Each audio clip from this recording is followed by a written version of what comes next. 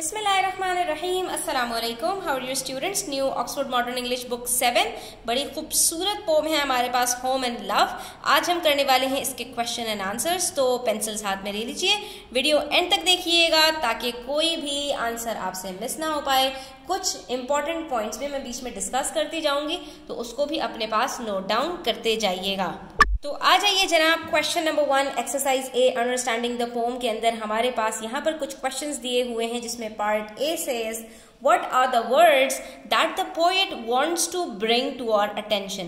अब क्वेश्चन को समझना स्टूडेंट्स बहुत ज्यादा इंपॉर्टेंट होता है। अगर आपको क्वेश्चन समझ में आ जाए तो आंसर तो आपका हमेशा टेक्स्ट के अंदर मौजूद होता है, ठीक है। अब यहाँ पर गौर से देखिए, What are the words? इन्होंने क्या पूछा है आपसे? सिर्फ वर्ड्स पूछे हैं, स्पेसिफिकली मेंशन कर दिया कि वो वर्ड्स बता दीजिए। दैट कौन से words? The poet wants to bring to our attention, कि हमारी तवज्जो, bring to our attention का मतलब क्या होता है? bring attention होता है एक इडियम जिसका मतलब होता है तवज्जो मबजूल कराना, यानी कि किसी की तवज्जो अपनी तरफ करना। अब कोई बात ऐसी करना कि जिससे सामने वाला आपकी बात को सुनने की तरफ मुतवज्जे हो जाए। जैसे आपकी टीचर्स कहते हैं प्लीज पे अटेंशन, तो इसका मतलब क्या होता है कि वो कह रहे होते हैं मेरी तरफ गौर से मेरी बात को सुनो, मेरी तरफ गौर से देखो, ठीक है। तो ब्रिंग टू आवर अटेंशन का मतलब क्या होता है? तवज्जो मबजूल कराना, किसी की तवज्जो अपनी तरफ करना। तो यहाँ पर पोएट ने कौन से वर्ड्स यूज किए हैं जिससे हमारी तवज्जो अपनी तरफ करने की कोशिश की है। और उसके बाद पार्ट बी भी उसी से रिलेटेड है, जिसमें कह रहे हैं what information does he give us about the words, और उन वर्ड्स के बारे में क्या इंफॉर्मेशन दी है पोएट ने हमें। तो पहले हम वो वर्ड्स तलाश करेंगे और उसके बाद हम ये तलाश करेंगे कि पोएट ने हमें उसके बारे में क्या बताया। More over mention at least 3 points found in the first verse। तो इसका मतलब ये हुआ कि पहले दोनों आंसर्स हमारे पास फर्स्ट वर्स के अंदर ही, यानी फर्स्ट स्टैंजा में ही हमें मिल जाएंगे। हमें कोई 3 पॉइंट्स उसके बारे में पार्ट बी में बताने हैं। तो बच्चों, जैसा कि आपको पता है कि ये पोम है होम एंड लव के बारे में, और इसमें पोएट ने इसी की इम्पोर्टेंस को बताया है। और फर्स्ट लाइन में भी आपको नजर आएगा जस्ट होम एंड लव, उसी के बारे में पूरी पोम के अंदर जो है वो पोएट ने गाना गाया है। तो इसका मतलब है कि ये 2 इंपॉर्टेंट वर्ड्स हैं जिसकी तरफ पोएट ने हमारी तवज्जो मबजूल कराई। तो पहले क्वेश्चन का answer very simple, home and love. उसके बाद उसके बारे में हमें जो बातें पोएट ने बताई हैं हम उनके बारे में लिखेंगे, यानी होम एंड लव से जो चीजें एसोसिएटेड हैं वो क्या क्या हैं। द वर्ड्स आर स्मॉल, पहली बात। 4 little letters unto each, यानी दोनों में 4 लेटर्स होते हैं, दूसरी बात। And yet you will not find in all the wide and gracious range of speech. और यहाँ पर हमें मजीद क्या बता रहे हैं? मजीद हमें यहाँ पर ये बता रहे हैं The wide and gracious range of speech, 2 more so tenderly complete, यानी 2 ऐसे वर्ड्स हैं कि जो अपने मीनिंग्स के अंदर इनसे ज्यादा कोई कंप्लीट मीनिंग रखने वाले वर्ड्स भी नहीं है, ठीक है। ये तीसरी बात हो गई। तो हमें 3 ही बातें लिखनी है और हम देख लेते हैं When angels talk in heaven above, I'm sure they have no words more sweet। तो ये हमें एक और बात इसमें पता चल गई। यहाँ पर हमारा पूरा ये जो वर्ड्स है, वर्ड्स नंबर 1 कंप्लीट हो गया कि angels do not use any sweeter words, ठीक है। बहुत लंबे लंबे सेंटेंसेस लिखने के बाद थोड़े छोटे छोटे सेंटेंसेस हम इसके अंदर लिखेंगे और यहाँ पर हम ये 3 बातें बता देंगे इन 4 में से। और फिर पार्ट सी में कह रहे हैं what argument does the poet give in the second verse. अब आ जाइए सेकेंड वर्स, इन्होंने खुद ही मेंशन कर दिया कि सेकेंड वर्स के अंदर पोएट ने क्या आर्ग्यूमेंट्स दिए हैं, क्या बातें की हैं कि to show that love is no use without home and home is no use without love। यानी इन दोनों फ्रेजेस को पोएट ने किस तरह से डिस्क्राइब किया है, उनके बारे में क्या क्या आर्ग्यूमेंट्स रखे हैं, क्या क्या डिस्कशन किया है। आर्ग्यूमेंट्स का मतलब क्या होता है कि समझो डिबेट हो रही हो और अपने अपने पॉइंट्स को आप रेज करें तो वो आपके आर्ग्यूमेंट्स होते हैं, ठीक है। तो यहाँ पर हमें होम विदाउट लव और लव विदाउट होम के बारे में पोएट ने जो आर्ग्यूमेंट्स दिए हैं उसको डिस्कस करना है। तो वर्ड्स नंबर 2 के अंदर आप यहाँ पर देख सकते हो साफ साफ लिखा हुआ है home without love is bitterness, ठीक है, कि उसमें कड़वाहट होगी। अगर घर में प्यार मोहब्बत नहीं है तो क्या होगा, वहां नफरतें होंगी और नफरतों में कड़वाहट होती है। एंड लव विदाउट होम, कहीं पर फैमिली के अंदर प्यार मोहब्बत हो लेकिन उनके पास घर ना हो तो इज ऑफन पेन, तो वहां पर क्या होता है, दर्द होता है, दुख होता है, तकलीफें होती हैं, दर दर की ठोकरें खानी पड़ती हैं। तो ये दोनों चीजें एक दूसरे के लिए लाजिमो मलजूम है, यानी एक हो तो दूसरे का होना भी जरूरी है, एक दूसरे के बगैर ये दोनों नामुकम्मल हैं। ये आप यहाँ पर स्क्रीनशॉट ले लीजिए और यहाँ पर थोड़ा सा एडिशन किया मैंने कि they will not do alone, यानी अकेले ना होम काफी है ना लव काफी है, but have to go together, लेकिन इन दोनों का एक दूसरे के साथ होना, लाजिमो मलजूम होना बहुत जरूरी है, वरना ये एक दूसरे के बगैर इनकम्प्लीट रहेंगे। Next we have part D, which common phrase does the poet use to show that love and home work together? अब यहाँ पर इन्होंने कहा कि कौन सा कॉमन फ्रेज यूज किया है इन्होंने, यानी कि कौन सा बहुत ज्यादा इस्तेमाल होने वाला जुमला यूज किया है। फ्रेज किसको कहते हैं, जुमले को कहते हैं।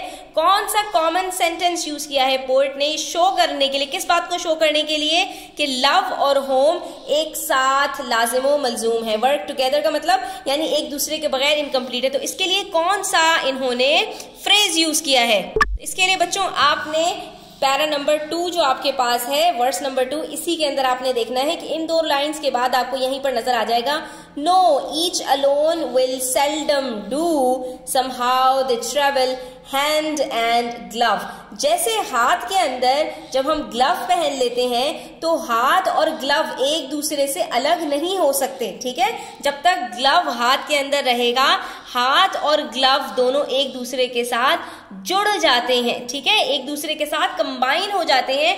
बिल्कुल इसी तरह से होम एंड लव भी एक दूसरे के लिए बने हैं। तो ये जो हैंड एंड ग्लव है ये इन्होंने यहाँ पर फ्रेज यूज किया है होम एंड लव की फ्रेंडशिप को, उसके कनेक्शन को यहाँ पर डिस्क्राइब करने के लिए।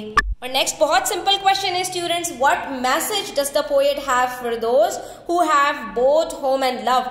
उन लोगों के लिए कि जिनके पास घर और प्यार दोनों हैं, उनके लिए पोएट ने क्या मैसेज दिया है? Let's find out. इसका आंसर आपको लास्ट वर्ड्स में मिल जाएगा, and if you have both well then I am sure. यहाँ पर वो क्या कह रहे हैं, अगर तुम्हारे पास दोनों है, क्या दोनों है जिसकी बात शुरू से आखिर तक हो रही है, होम एंड लव, अगर वो तुम उन लोगों में से हो कि तुम्हारे पास घर भी है और तुम्हारे घर में प्यार भी है, then I am sure you ought to sing the whole day long. तो तुम्हारे लिए मेरा मैसेज है कि तुम्हें तो सारा दिन गुनगुनाना चाहिए। It doesn't matter if you are poor with these to make divine your song, even if you are poor, अगर तुम गरीब भी हो लेकिन तुम्हारे पास ये दोनों नेमतें हैं तो इससे कोई फर्क नहीं पड़ता कि तुम्हारे पास गरीबी है, तुम अमीर नहीं हो, तुम इससे अपने जो सॉन्ग है उसको डिवाइन बना सकते हो, मुकद्दस बना सकते हो। डिवाइन किसको कहते हैं? वो चीजें जो इल्हामी होती हैं, अल्लाह ताला की तरफ से आती हैं, जैसे अल्लाह ताला के अंबिया हैं, फरिश्ते हैं, या अल्लाह ताला की जो मखलूकात हैं, तो ये सारी चीजें डिवाइन में आती हैं। जैसे अल्लाह ताला की जो बुक्स हैं, यानी जो चीजें इल्हामी होती हैं उनको कहा जाता है, यानी कि तुम्हारा जो सॉन्ग है वो क्या बन जाएगा?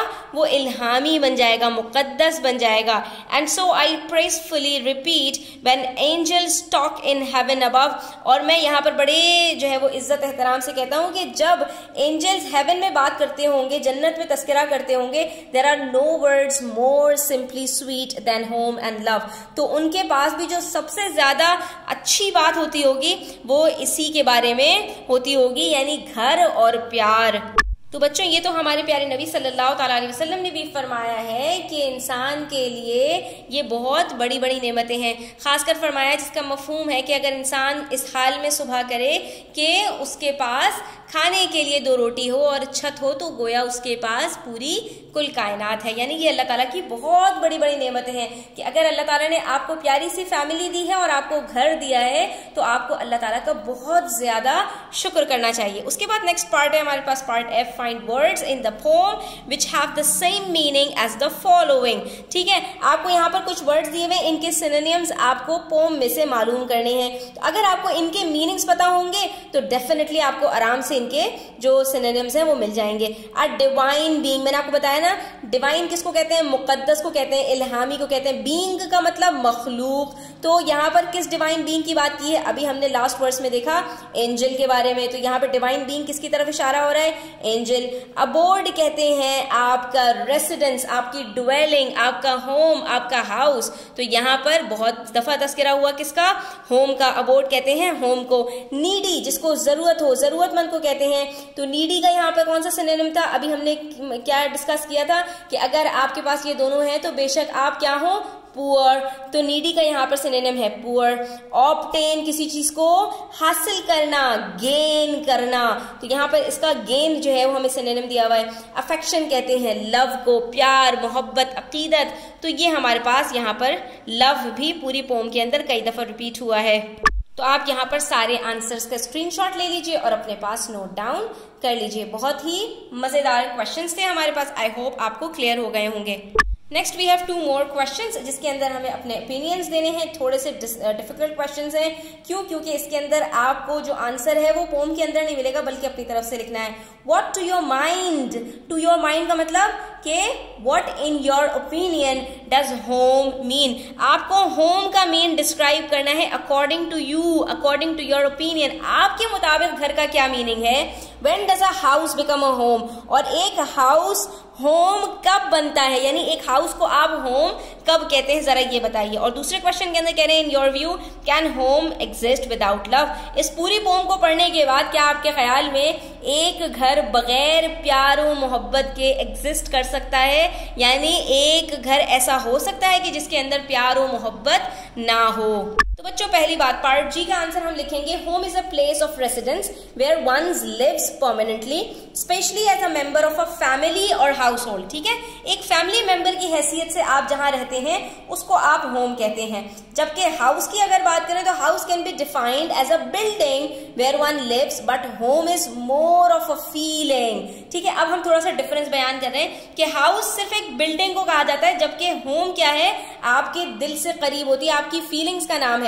It gives a sense of belongingness. ठीक है, कि मैं इस जगह से ताल्लुक रखता हूं, इस चीज को होम शो करता है कि ये मेरा घर है, ये मेरी कुल कायनात है। A place where you can be yourself, जहां पर आपको बड़ा सुकून मिलता है, जहां पर आप अपने आप को फुल फील करते हैं, full of memories and sentimental items, जहां पर आप जो है वो कनेक्ट कर पाते हैं अपने आप को, जिससे आप बहुत ज्यादा अटैच्ड होते हैं। That Uz your personality and style, और यहीं से आपकी पर्सनैलिटी और स्टाइल भी ग्रूम होता है। इन अ नटशेल हम ये कह सकते हैं, कंक्लूड करते हुए, इन अ नटशेल का मतलब होता है कंक्लूजन अगर मैं दूं तो a house comprising comfort, privacy, ownership, security and belonging, ये 5 एलिमेंट्स हों तो इट मेक्स अ होम। अगर एक घर के अंदर, एक बिल्डिंग के अंदर आपको कंफर्ट भी मिल जाए, आपको वहां पर प्रिवेसी भी मिल जाए, यानी कि कोई और आकर उसके अंदर इंटरफेयर ना करे,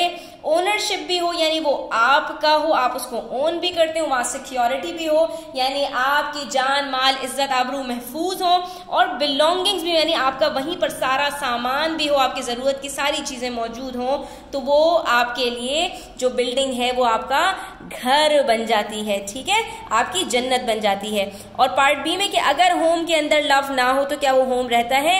no, home can never exist without love. First of all, if there is no love there is no meaning of living in such a bitter place. जैसा कि वहां पे क्या कहा था कि home without love is bitter.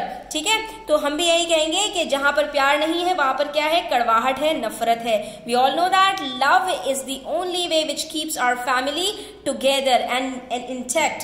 ठीक है, ये ही चीज, एक वाहिद चीज है जो फैमिलीज को एक दूसरे के साथ रहने के लिए पाबंद बनाती है, वरना क्या होता है? लोग एक दूसरे से अलग हो जाते हैं। If there is no love in a dwelling, अगर किसी बिल्डिंग के अंदर, ड्वेलिंग का मतलब किसी रहने वाली जगह के अंदर प्यार ना हो, so that's not a home but a house. हाँ, तो हम उसको हाउस कह सकते हैं लेकिन वो होम नहीं कहलाएगा। यहाँ पर हमारे क्वेश्चन आंसर्स कंप्लीट होते हैं। आई होप स्टूडेंट्स आपको क्लियर हुए होंगे। स्टिल कोई क्वेश्चन हो, क्वेरीज हो, कमेंट सेक्शन में आप पूछ सकते हैं। इंशाल्लाह हम मजीद इसके क्वेश्चन आंसर्स जो है वो आपके साथ शेयर करेंगे।